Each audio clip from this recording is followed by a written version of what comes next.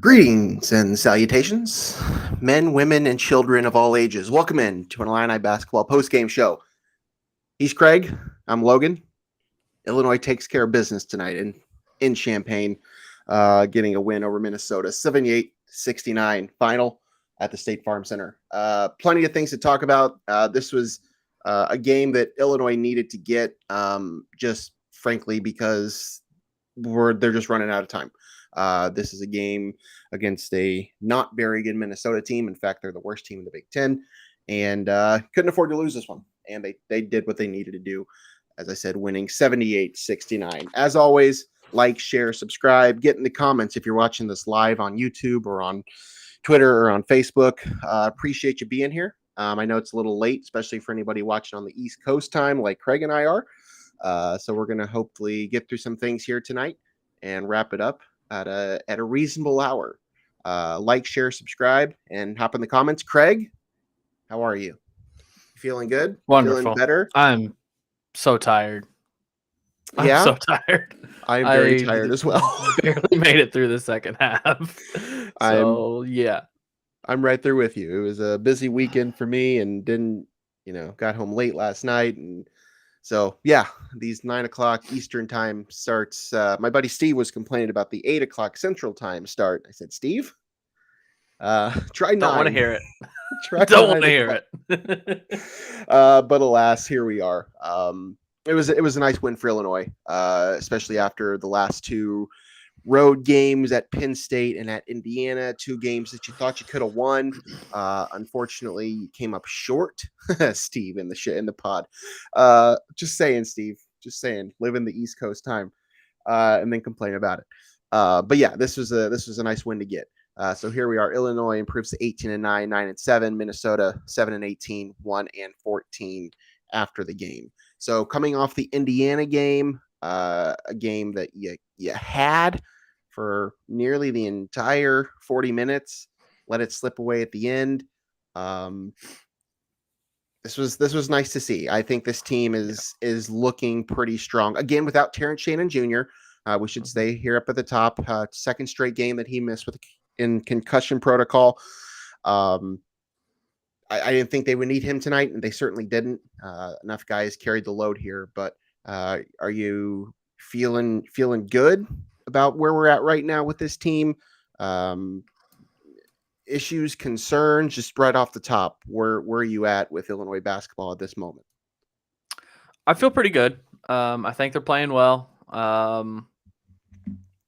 Shooting was there tonight, but as we know, shooting is not always their friend. But it worked out for them tonight, home court against an inferior opponent. But yeah, even going back to Saturday, I thought they played well. The defense is, except for the Penn State outlier, the defense has been really, really good this year. And defense wins in March, and hopefully this team can continue that. I know they've got the Texas win, they've got the UCLA win, but those were 3 months ago now. Like, have they hit their peak? I don't know that this team has played their best basketball as a unit yet. I don't know what their best basketball is. Exactly. I don't know if we'll see that. I don't know if this is just what we're going to get or if this is the best basketball that this team's going to play. I really don't know. It's still that, we're February 20th here, and we still don't know really what this team is or what this team can do, other than they've got a win over UCLA at neutral court. They got a win over Texas neutral court, but they've also got losses to Missouri, who Missouri is a tournament team, but it wasn't a close loss. It was a loss that you were non-competitive in. They've got 2 losses to Penn State, who's on the bubble. They've got a loss to Northwestern, who we now see is one of the better teams in the Big Ten. So we still just don't know. And tonight was a game that was needed. It was that makeup game from Minnesota's COVID pause. So this scrunched the schedule together. So this was on short rest. I would have liked for them to pull away a little bit more in that with like 5 minutes left to go, so you could get Meyer out, you could get like the starters out and get some more rest heading into this these not back-to-backs, but these really condensed games. But I'm pleased. I don't have anything to be upset about after we took the night off of the Penn State post game because of that performance. They came back Saturday and fought in Bloomington. Probably should have won that game, and tonight they took care of business. So I'm in an okay spot. Definitely not where I thought I would be preseason at the end of February, but here we are. Let's just run through some of the stats here. First and foremost, Jamison Battle led all scorers with 31 for Minnesota. For the Illini, Matthew Meyer, 22.7 boards for him. Nice night from Coleman Hawkins, 16.7 boards. Dane, 12 points, 4 rebounds. And then I think the star of the night, the player that has struggled immensely for several weeks on the court, RJ Melendez. First double-double for him. 10 points, 11 rebounds, had a nice dunk or two, hit a couple jump shots. RJ looked good, had some big rebounds, had a block. This was the game we've been waiting for RJ Melendez. And I don't want to sit here and tell you that he's the key to this team moving forward. But if you get him clicking alongside Terrence Shannon, Matthew Meyer, Coleman Hawkins, Dane Danger, I mean, it adds another layer, and it's just something, as you alluded to, it's just something we haven't seen, and we knew he was capable of it. Just said RJ 6'6", yeah, Terrence Shannon 6'6", Coleman Hawkins 6'10", Matthew Meyer 6'9", Dane Danger 6'10". This is what we had talked about from the very beginning of the season. This was what this team was about. It was length and size and athleticism. And we haven't been able to really see it come to fruition. So I'm not gonna, give a prophecy that RJ Melendez is back. He has struggled so much. I'm just happy to see that he was making shots tonight. I know that he received a lot of criticism, especially after the last game, for missing that last shot. First off, the question, why was he on the court to begin with? That's certainly up for debate. It was a good shot and he almost made it. But I don't think that was my biggest takeaway from the Indiana game from RJ's standpoint. I think however many missed layups he made at the beginning of the game was a bigger issue to me. They touched on that in the broadcast tonight. Yeah, but RJ was great. RJ 10 and 11, double-double for him. So just a nice night for RJ Melendez, a guy who's really needed it. And I know, again, before we move on, like early on in the game, I saw people on Twitter like, why is RJ starting again? Brad is clearly trying to give him confidence. In my mind, if RJ did not figure it out today and Terrence Shannon came back on Thursday, RJ's minutes are gone. Like he's just lost in the rotation. That's where we stand now.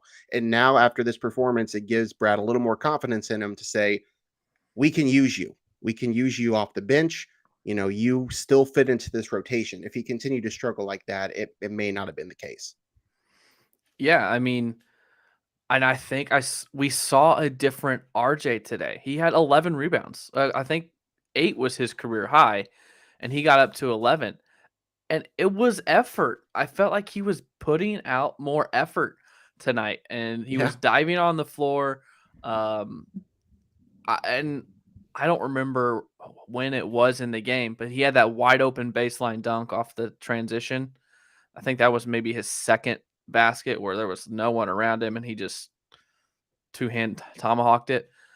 That's what he needs. He needs the confidence. And what I also liked, and I don't know if this is the rule. I don't think so, because the technical was on the Minnesota bench, and RJ shot the free throws.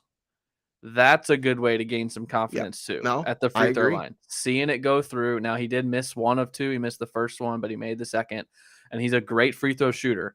But free throws is where you can build your confidence. And I don't know how much he's got to the line this year. I did look up.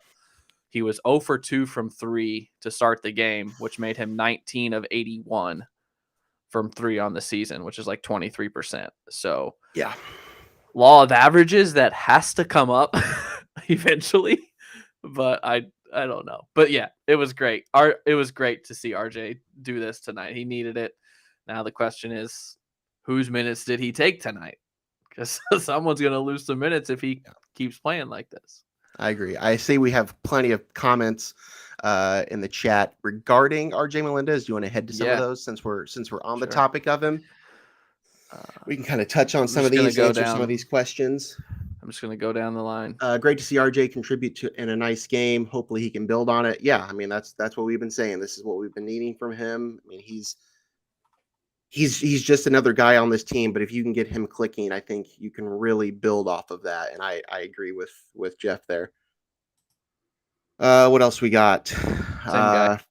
Yep, they need RJ if they want to go anywhere in March. I mean, maybe.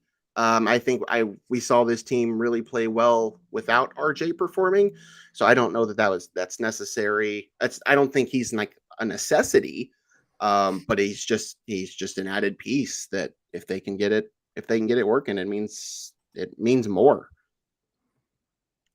If we Philip Hugel, yeah, if we need RJ, if that's your answer, then we're in trouble. I mean, maybe, but again, I think that he's just another piece. I don't know it's necessarily a necessity that he has to be a contributing factor, but if you get production from him, and that just deepens your bench, as we've talked about a lot on this show. How deep is this bench really? How deep does the talent go? We know you're going to get points out of your 1 through 4, but if you can get points out, or even your 1 through 5, but if you can get points off the bench anywhere, that's productive. Points aren't going to come from Ty Rogers. They're not going to come from Sincere Harris. So your bench points are going to have to be Luke Goody and RJ Melendez. That's just it. That's plain and simple how this team's going to operate from here on out. So any production off of the bench from anybody, RJ, whoever, is going to be something this team's going to need. I thought we see the double-double. We see the 10 points, 11 rebounds. I thought he was great defensively tonight too. Yeah, looking at some of the defensive analytics, he had an 80.6% stop percentage. He had 8 stops on the night. He had 11. I don't know what that stat is. Sorry. I just thought he was solid tonight defensively as well. It was his best all-around game, obviously, of the season because he had the 10 and 11. But people are going to see the 10 and 11 and think that is what got him going. But I think it started on the defensive end where he got some stops and forced some turnovers. Then he got some easy buckets, and then he finally made a 3, and it just kind of snowballed and allowed him to have this kind of game that, man, did it come out of nowhere, and was it nice to see. You don't need 10 and 11 from him every night. No. But again, he's just another guy that can score. And when you're going to struggle to find bench points, it's just nice to have. It's just nice to know that he's there. Nice to know that he can score. Plain and simple. Whatever you think about him and what he's done to this point in the season, they're going to need bench productivity. And he looked really good tonight. So what else we got? Anything before we move on? Oh. I think we might have the guest moving on here shortly here. We got a guest. Do we need to plug that? Let's plug that. We have a guest that's coming on the show. I'm waiting for him to jump in, but I'll wait till he shows up before we introduce him. But we do have a guest coming that got a good look at the game tonight, so can give us a little bit more. We'll feedback. Get Coach Steve in here. Oh, great. Coach Steve, yeah, they still fall into too much standing on offense, and when they get up on the teams, when they fall in love with shooting threes. This team loves to shoot threes. They do love to do that. They can make them pretty well. Jayden Epps has been struggling from 3 lately, but he showed up a little bit tonight. I don't think that's a non-factor for sure. I mean, they do have a tendency to kind of stand around at times and wait for something to happen because they tend to rely on a lot of penetration. Whether that's Terrence Shannon or Matt Meyer, they like to go downhill, and sometimes the rest of the guys can kind of get stuck standing around. This is totally off subject, but I'm just thinking about it right now. This was a game that I thought you should have got more out of Dane Danger. I mean, he had 12 points and 4 rebounds, but there was a point in that second half where for Minnesota's post presence was gone. They were on the bench, and Illinois did not figure that out. Eventually Dane picked up a second foul, so that was kind of a moot point. But I would have liked to see more from him in this game, just from that standpoint. Yeah. Dane has turned pretty inconsistent. And I don't think it's anything of his fault. I don't think he's playing any different, but there are just some nights that he just doesn't have it. Tonight, he took a couple shots that I think he should have passed it out and tried to do a little much. But to Steve's point, that might be my number one pet peeve with this team is I feel like they don't have a killer instinct. I feel like they have yet to have a team on that 12 to 15 point with 10 minutes left where they stepped on the throat and ended it right there. Where tonight, it got to a 9-point game. It was more than a 9-point game. It should have probably been a 12 to 15 point final score, but we've yet to see them have that 12 to 15 point lead with 8 minutes left and for them to step on their throat and get it to 20 with 6 minutes left and really put it away. That's one thing that I think this team needs. Do you think this comes from not having a true alpha on this roster? Could be, yeah. They don't have much experience. They don't have much. They don't have a point guard to kind of lead that and say, we need a bucket here. If we can get a bucket here, we put them out of their misery and this game's over. And yeah, they don't have that senior leader other than, I guess, Terrence Shannon and Matthew Meyer, but they're slashers and scorers. They're not facilitators and getting you into your offense and stuff. Yeah, I agree. Any other comments, or do you want to move on to some other key points? Phil made a comment, don't get carried away. It's Minnesota. Gophers aren't good. I mean, yeah, but clearly this is a game. Illinois had lost 2 in a row. This is a game they needed. They needed a win. They got the win. They lost 2 in a row, but they really should have and could have beat Indiana. Yeah. And I think that's the bigger thing to take away from all of this. This is to a point I made earlier about peaking from Dade. If we were getting a peak, we would have gotten it by now. This is who they are. They can beat anyone, can lose to anyone, and be honest, that makes it fun. Which I don't know about that. I don't know if that makes it fun. No, I mean I don't know. I can only just hope that whatever sort of peaking they have, it just happens in March. That's all we can hope at this point, because whatever happens between now and the Big Ten tournament is, I don't want to say irrelevant, because it certainly is relevant, but they just need to peak at the right time. So if they can get it all together by tournament time, then Brad's done his job. So, all right, let's move on. Before he gets in, everyday guy or something? Yeah, let's do that. I'll do my everyday guy. I think it's obvious. It's RJ Melendez. This guy was on everybody's hit list. There's plenty of people that are probably even in this chat that have been very vocal about RJ Melendez and him not being able, he shouldn't be seeing the floor. And he showed up tonight. And I think, as we both talked about, the energy stuff too, the rebounds, the loose balls, the block shots. It wasn't just the 10 points. He did everything. And this was just a nice point for him. He needed a game like this. So happy to see that. Very obvious to me. That's my choice for everyday guy of the game. How about yourself? Figured that's where you would go. You're a bit more of an RJ stan than I am. I am. So I was going to let you have that one. Thank you. I am going with the second half spark plug, Jayden Epps. First 8 points of the second half from Jayden. It was a 6-point halftime lead.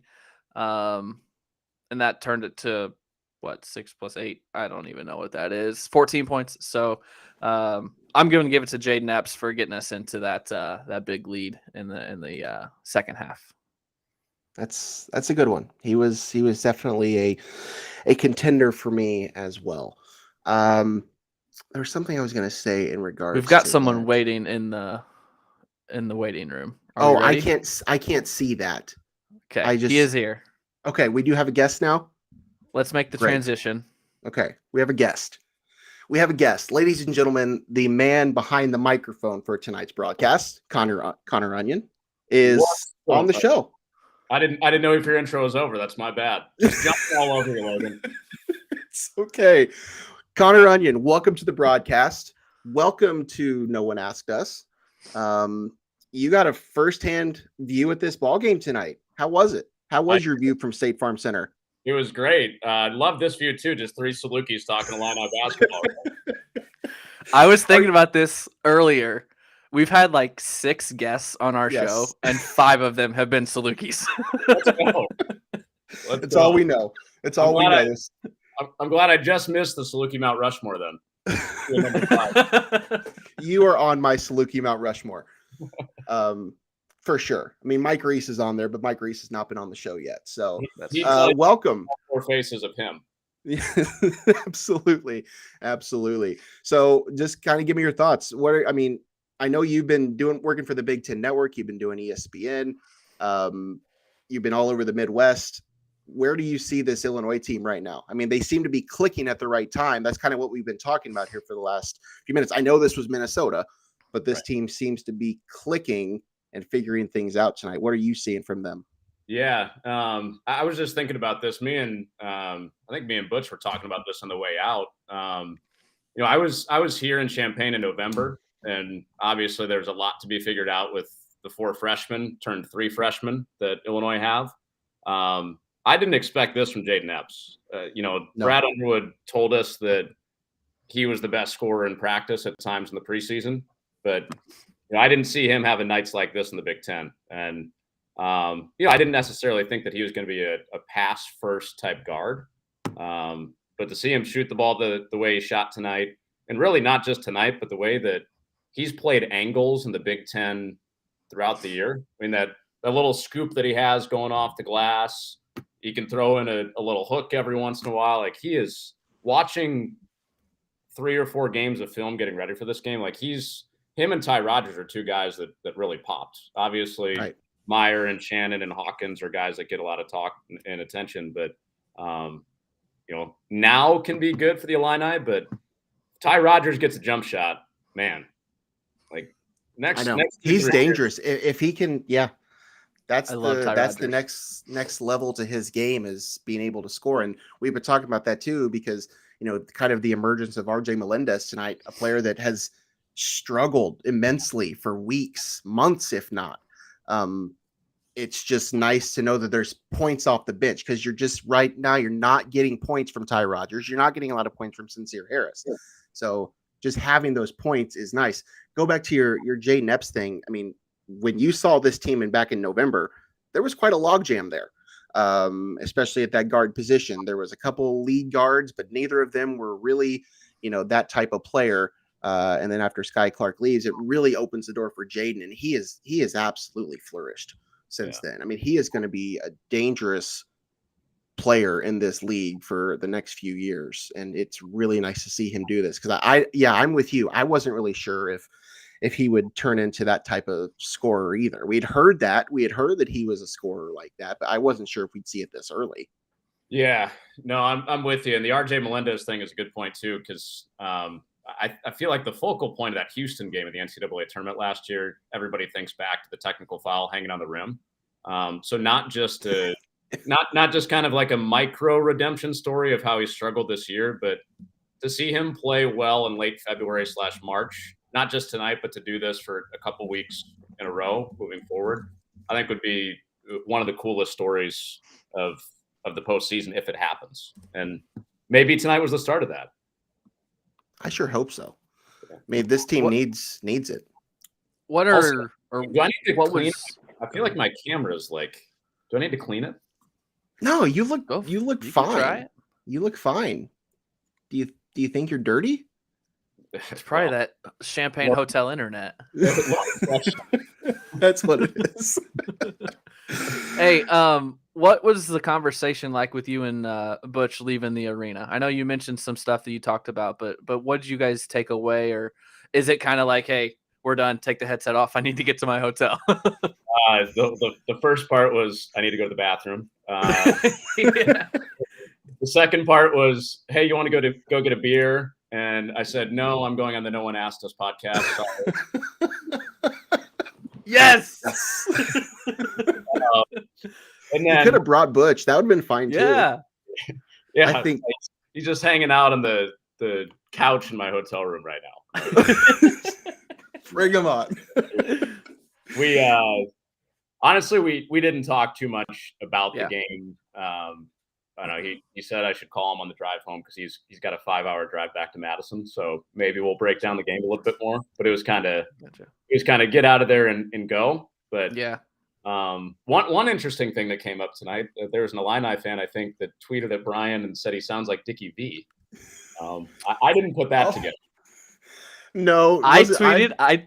I did not tweet at either of them. I did not tag either of them. I said he sounds like Dan Dockich. I hear that. He does. Yes. I do. I did not tag him though.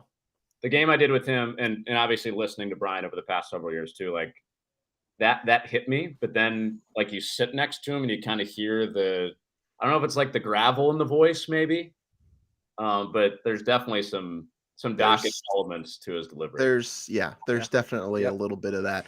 So you've been working for the Big Ten Network and you've been doing ESPN. How much Big Ten men's basketball have you done this season, and what have you seen from this league? Yeah, so I've got I think this is my 9th game tonight. My second Illini game. I've done Illinois and Indiana both twice, and then everybody else that's kind of been hopping around seeing different random teams throughout the league. Then I'll go. I'm on the Minnesota beat this week. I'm going to Minnesota, Nebraska on Saturday. So I think that'll round out my Big Ten circuit. We don't have 10 teams, but I'm doing 10 games in the Big Ten. So it actually makes sense. I know this is an Illinois podcast, but like Northwestern. We're open to whatever. Yeah, talk. Northwestern, yeah. I get it. This is an Illinois podcast. I don't want to hype up Northwestern too much. We're playing them on Thursday, but that's a fun story. The TJD, Zach Edey, who's the better big man story. Like, I feel like that's gained more steam over the past couple of weeks since Indiana won. What do you guys think? So is there a scenario where Zach Edey's the national player of the year and TJD's the Big Ten player of the year? Like, I've been hearing a lot of that. I'll let you answer that question because I think it's possible. I think TJD is the best player in the Big Ten. But I think so often those individual awards also come with the team success. And Purdue, I know they've lost a couple, but they're still going to win like 16 probably Big Ten games. Indiana probably 12 or 13, still get a top 4 seed. I would vote TJD. I just think he's the most complete player. I said this on our post-game show Saturday. When Indiana's not playing Illinois, Trace Jackson-Davis is my favorite player in the Big Ten. I think he's so heady. He's so smart. He's so smooth. And he's not just a scorer, a post scorer. He can get the ball at the 3-point line and get by you if he needs to. And the lefty up and under that he always does. I just think he is so good. But Edey started the season so strong. Can he be caught? I mean, I don't know. I could see it going either way. I don't think we're going to get that. I know we like to talk about that scenario happening from time to time. I don't think that's going to happen. Zach Edey has he's been untouchable. I know Purdue's kind of struggled a little bit of late, but he is just so. It's kind of the Kofi thing. I mean, there's just nobody can really stop him from what he's been able to do. I mean, Trace Jackson-Davis is just an unbelievable talent. And he has a real career in front of him. But Zach Edey, just the things he's done, I mean, it's pretty impressive, I think. Yeah. One other, since we're talking about Indiana and Illinois a little bit, one other thing that I think kind of is going in a parallel right now, a little bit different for Illinois and Indiana. Indiana has been without Xavier Johnson for months now. Terrence Shannon has been out for 2 games, but the reacclimation of those guys, if Johnson comes back and plays well, how does Jalen Hood-Schifino deal with that, being off the ball a little bit more? Matthew Meyer, the last couple of games for Illinois, has been the guy for the most part. There were 5 guys tonight for Illinois scoring it. It's not going to be as big of an acclimation process, obviously, for Illinois. It's been 2 games, and they've played well when they've had him. But I had a couple of Illinois fans come up tonight and be like, "Do you think they're better without Terrence Shannon?" No, guys pushing to be an all first teamer. He'll probably be a second teamer, but Yeah. 17 points a game, and he's maybe the fastest guy in the country. Yeah. Craig literally brought that up on Saturday's show after Terrence missed that game, and he said, "I'm just waiting for that narrative to start that Terrence is this team better without no Squash it. It wasn't hiding an anonymous Twitter account either. It was like live face to face, and like, no, I was respectful about it, but also no. There's some interesting fans in the fan base. I will say that. So real quick, Logan, like I don't like that was one quick interaction. For the most part, like my 2 trips here have been amazing. Your guys' fan base is super knowledgeable. That was I don't want that to be the takeaway. No, I know. I know. I get it. I want to piggyback off that though. When you're done, go ahead. Okay, I was going to say I've never had more fun in a basketball arena than the night that Bruce Weber came home and I got to like the recall of Illinois fans of specific moments from 2005 and some of the leaner years later in that era. Like people remembered like specific plays that Bruce Weber drew up in 2007. There is an unbelievable level of knowledge with this fan base. So I needed to say that because I didn't want the takeaway to be people think Terrence Shannon's the problem because that was 1% of my interactions with Illinois. It's certainly not. Earlier you said Northwestern and your love for Northwestern, and Illinois fans might come away jaded. I went 2 negatives to the hard Illinois fans, so I cleaned it up. I hope. I want to ask you this. So I spent 5 years covering Illinois. So I went to Michigan State, I went to Northwestern, Purdue, all those places, and the thing that I judged the most was the media meal. Are you a media meal guy? Who's got the best media meal or media amenities? So I have not eaten both of my trips to Illinois in the media room. I've eaten. Okay. I haven't eaten the media food. So I can't really speak on that for Illinois. I'm all about, this goes back to my SIU days. I am all about eating the same thing on game days, which is nasty when we get to the postseason because like I'm going to do a conference tournament in a couple of weeks and that's 11 games in 4 days. But I always eat a Chipotle burrito bowl before I do a broadcast. Oh no. Yeah. Which pretty heavy, probably shouldn't. Reese would crush me if he knew that habit still exists. We won't tell him. But it's a stupid, not even a superstition, just a routine at this point. And I'm probably giving away like a games check worth of money from eating Chipotle this season. But I don't eat the media. You could do worse. With Chipotle. You could do worse. What conference tournament are you doing? I'm doing the OVC tournament. So I'll be in Evansville. And I've outside of the Big Ten, I've kind of been the mid-major man. You're all over the place. Yeah, man, trying to stay busy. You are. Yeah, I love me some college basketball. So if the Missouri Valley asks me to work, I'll do it. ESPN sent me to Sun Belt Conference USA. Where else? MAC done some MAC games. So you keep collaborating with old friend Kelly Burke. I've been noticing. On Valley broadcasts. How is Kelly? She's good. She's doing well for herself too. She's doing some work for CBS. She kind of took off this fall with doing some national games for volleyball too. I'm waiting for her to do a Big Ten volleyball game. She did a lot of SEC and ACC, but Kelly of course was at Channel 3 down there in Southern Illinois for a while, and I didn't even know, like when I first met Kelly, I didn't even know if she wanted to do games, and she's gone from like pretty raw doing games to doing national games, which that's awesome. After working with her a couple of times, I'm not surprised, but I don't know, when you guys probably first met her, Craig worked with her. I mean, I worked with her at SIL for 3 years. Yeah. Okay. Yep. And moving on the radar, right? doing national TV as an analyst? No. I don't know what her plans were, but I mean, she was still there when I left for Champaign. She left like a year after that, so I don't know what her thoughts were there. But yeah, seems like she's always tweeting from a different volleyball or women's basketball or like all over the place. Yeah, she's doing some men's games for the Valley too. She just did Belmont and Evansville. So, yep. I know Debbie Antonelli is doing the men's tournament, has for several years now. And I don't know, maybe Kelly's got something like that coming. We'll see.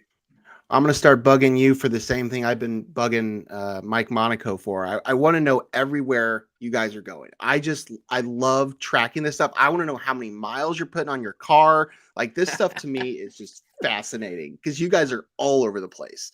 And every time I turn on the TV, you're just somewhere else. And I love it. I love it. So at the end of the year, I want to see your spreadsheet of all your locations. Monaco, man, you talk about having a jetpack on his back. Monaco is everywhere. The guy's taking off. Yes, absolutely. Yeah. All right, let's tie this back into Illinois and Big Ten real quick before we shut this thing down. You've seen a lot of Big Ten games. You've seen a lot of Big Ten teams. We're nearing the end of this thing.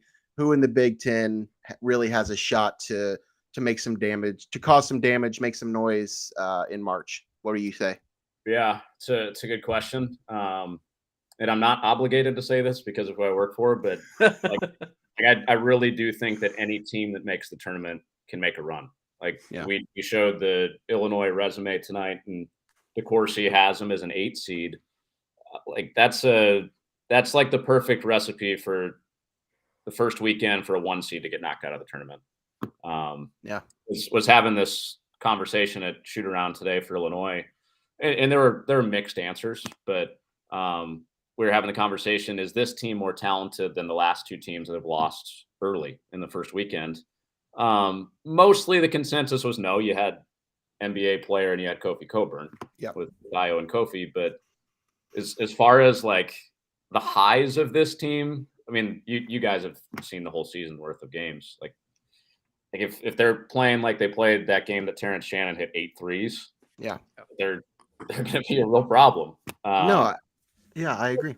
So if they're the lowest seeded Big Ten team, like I could see Illinois going to the Final Four. I really could. I could also see them losing to, like, they could be a 5 seed and lose to a 12. There it is. No, I mean, I think that's what we've talked about from the beginning of this. This team is really built for the tournament. That's, Brad has seen what Houston last year has done, and I don't know, not necessarily Loyola. That was kind of its own thing, but this team was built for the postseason. I think that was kind of the idea going into it. They're long, they're athletic, they're more like those Houston teams and those Baylor teams, those teams that have caused, ran through the tournament, that type thing. So that's what I'm hoping for. Just get me to the second weekend. That's all I've been saying for weeks and months. Just get me to the second weekend. Get me to the Sweet 16. Give me a chance at an Elite 8.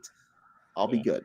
Yeah, this is probably like on your minds daily, but I really can't believe it's been since 2005. I know. Team here. How old were you in 2005 when Illinois? Because I know you're an Illinois kid. We're gonna play the "What's Your Age" game. I'm just asking, because we were young. I was in 8th grade. Yeah, I was, and I know you're a few years younger than me. So, yeah, I was 2005. I was 10. I mean, I was young. As I said, I was in 8th grade. So, yeah, I mean, it's been a long time since this team has done anything of note in the tournament. I do remember exactly where I was during the comeback against Arizona. Same. Me too. I was in a dive bar in Macomb, Illinois. It's where dreams are made of, baby. As a 10-year-old. That's awesome. They don't pardon Macomb. We're all. I love that. That's awesome. Craig, anything else for our special guest before we let him go and sign off for this thing? I don't think so. I mean, I could talk about media trips all night, but it's late. We're in the Eastern time zone, so it's super late for us. We're gonna have you back on the show sometime. We'll actually have a conversation about some of your experiences and your travels and all that stuff. But I appreciate you hopping on here tonight after this game. Appreciate you hustling to your hotel just to do this for us and leaving your broadcast partner in the dust just for a spot on No One Asked Us. So Hey, thank you, Connor. Appreciate it. Nice job. Nice Thank job you. tonight. Nice call. And we'll chat with you later. See you soon. Thank you. See ya. Good people. Good people. All right, let's close this thing down. Anything else game related? I know we kind of took a strong detour from the basketball game we were talking about. Yeah, tonight. I know. I don't even know who's watching this show at this point. I hope they stuck around to listen to Connor Onion, but we kind of derailed from the game. So we got a decent number. But anything else game related we need to talk about? No, I think we covered a lot of it. Anything else in the chat that we need to talk about? No. Okay. All right. Let's shut this thing down. Once again, final from Champaign tonight, 78-69. Illinois improves to 18-9 on the season, 9-7 overall.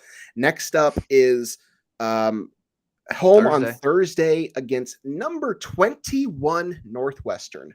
Who would have thought that? Just for bracketology purposes, because you know how I love that stuff. Northwestern is 39 in the net right now. 21 in the top 25, but 39 in the net. So that's still only a quad 2 win if they're able to pull that off on Thursday, for the record. As of right now, that could increase, but that's where it is right now. So that's Thursday, and then on Sunday, I believe, is the Ohio State game. Are you going to Ohio State?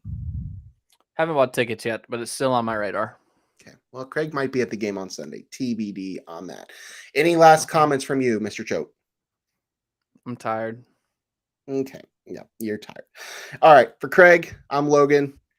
Thank you for hanging out. Thank you for commenting. Thank you to Connor Onion from Big Ten Network for hopping on and chatting a little basketball with us. We will see you guys on Thursday after what is hopefully a upset over number 21 Northwestern. Until then, peace.